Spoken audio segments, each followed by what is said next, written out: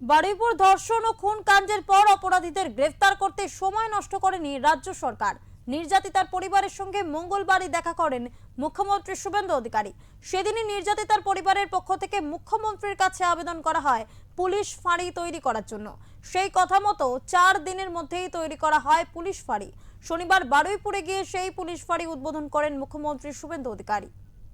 নির্যাতিতার পরিবার, ওই ছোট্ট বাচ্চা মেয়েটির পরিবার আমার কাছে মঙ্গলবার দিন এসপি অফিসে অনুরোধ, আমি বলবো না, যুক্তিগ্রাহ্য একটা সাজেশন দিয়েছিল যে আমার তো আর আদরের কন্যা ফিরবে না, সূর্যপুরে একটা আউটপোস্ট বানান।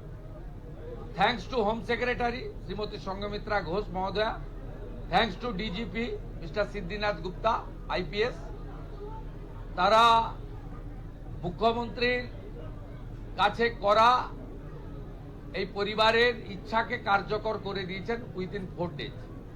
আমি সূর্যপুর আউটপোস্ট উদ্বোধন করলাম।